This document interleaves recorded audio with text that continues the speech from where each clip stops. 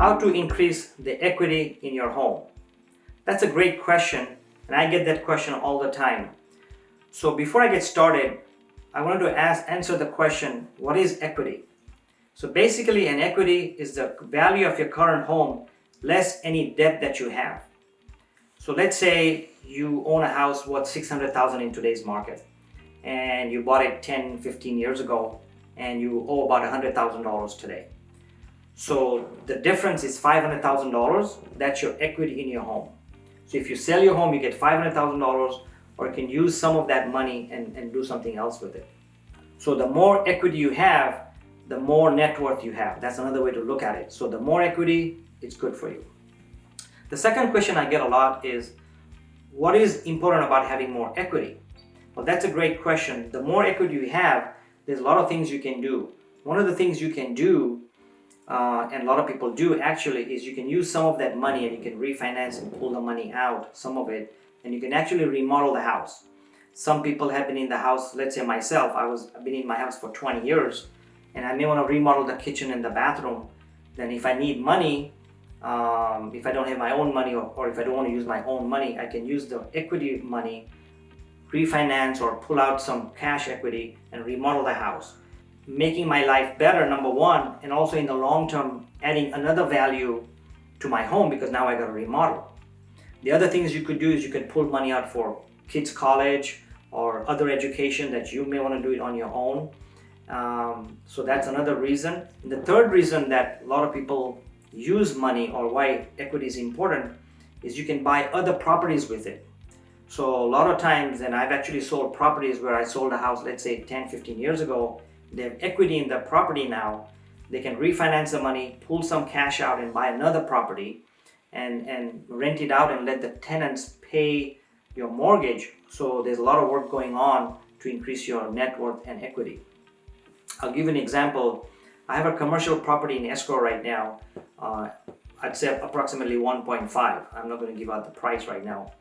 And what the broker did, the broker is the developer himself. What he's doing is he's paying cash on our property. It's about 1.6. Let me just say it's $1.6 million. And what the buyer is doing is he has another commercial property he bought 20 years ago.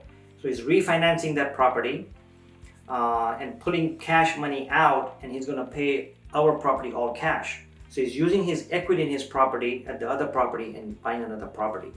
So that's how powerful equity is, and you can make good use of it. You can own more properties, you can remodel your house, you can use it towards education, yours or kids, and a lot of other reasons. So that's why equity is very important. So how do we increase your equity? Well, there's several things we can do. The first thing you can do when you increase your equity is when you buy the property. The more down payment you put when you buy, that's instant equity. You could put 5% down, or you could put 20% down, or you could put 40% down.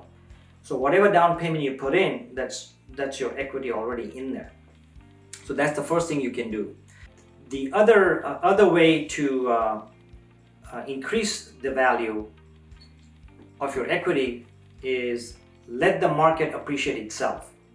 So what I'm saying is, when you buy a property, time is on your side in real estate always. Yes, the property value may go down sometimes, it may come up, but if you buy long term, the properties always appreciate anywhere from 1 to 3% annually depending on where you are. So over 5, 10, 20 years, the property really appreciates. So let the time appreciate the value. So that's nothing you have to do, but if you just wait and hold the property and keep on paying your mortgage payment, not only are you reducing the principal, but the value of your home is automatically increasing. So that's one way to increase value, is give it time. The other immediate way to increase value is to do some renovations, inside renovations and outside renovations. Inside could be your kitchen, your bathroom, or anything else that increase the value. And outside could be adding a patio, or doing an additional room, or adding hardscape, or adding a fence, adding a curb appeal and trees. So all those increase value. But one thing you want to note is, just because you remodel for $25,000 doesn't mean your value is going to increase the value of your home by $25,000. It doesn't work that way. So just keep that in mind. Just because you spend $100,000 remodeling, let's say you put a pool in there for $100,000, you cannot increase the value of your home by $100,000. There's depreciation factors and other factors. So just keep that in mind. The other way to increase your value of your equity is obviously by reducing your debt. The best way to reduce your debt is to pay bi-weekly. The numbers have shown that, let's say you buy a property today, a 30-year loan, and if you pay your mortgage bi-weekly versus once a month, then you save up to 7 years of payment. So technically, you can pay off that house in 23 years versus 30 years. So if you pay bi-weekly, you're increasing the value of your equity faster, because what you're doing is you're paying 15 days ahead for half the mortgage payments, and so that every month you're cutting back on the interest rate on that $1,000. So that's a very good way of doing it. The other way to reduce payment is to pay randomly whenever you have extra money. So let's say I worked overtime 1 month, or I had extra money from bonuses from work, or if you're in commission, you made extra money on commissions. Then pay some of that money randomly, but make sure you pay towards the principal. So that's another way of reducing equity, or actually reducing debt, which increases your equity. One of the other ways you can do it, which is a major way to reduce debt and increase principal, is you may want to refinance your mortgage depending on what kind of interest rates you have. So let's say you have an interest rate of, let's say, 5%, and your mortgage payment is $2,000 a month. If you refinance and don't pull out cash, then you can reduce your payment by, let's say, $300, $400 a month as an example. You can use that $300 to $400 savings and pay every month towards principal. So now you're paying low interest rate, you're paying extra principal every month. That's going to accelerate your principal reduction, which accelerates your equity. So hope that makes sense. But that's a good way to do it. Another good way to increase your principal or equity is if you have a bonus from work, or you get inheritance, or you got money from somebody that you owed and they pay you back, or even if you get a tax refund, use some of those money to pay off principal.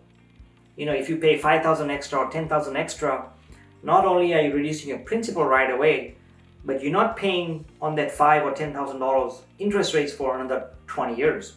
So that $10,000 goes a lot more, almost $20,000 worth of interest payment. So that's another way to do it. So I'm going to give you one more way to increase your equity. But before I do that, I wanted to thank you and appreciate you taking the time to watch my video. And also wanted to suggest that you subscribe to my channel. I'll be talking about how to increase the value of your home next week. So I'll be putting out videos every week on Thursdays at 3 o'clock. So if you want to subscribe, please feel free to do so. And again, thanks for watching. So the last reason, or the last method of increasing your equity, is to do a mortgage recast.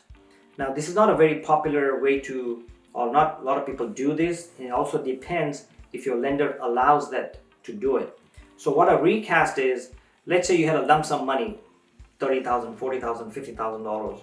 You can opt to pay the principal on your mortgage, and also talk to your lender and say, look, I have a mortgage of $200,000 and I'm paying $50,000, so there's a big drop. So can you readjust the terms of payments, or technically refinance it? So what you're doing is not only reducing your principal, but you can reduce your payment if they do it.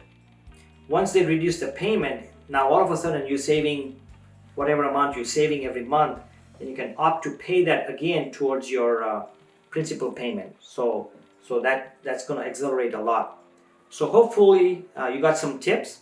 If you have any questions anytime, or what's the best way to do it, call your accountant or your realtor, or hit me up on this channel, and I'll be glad to answer any questions or give you right resources.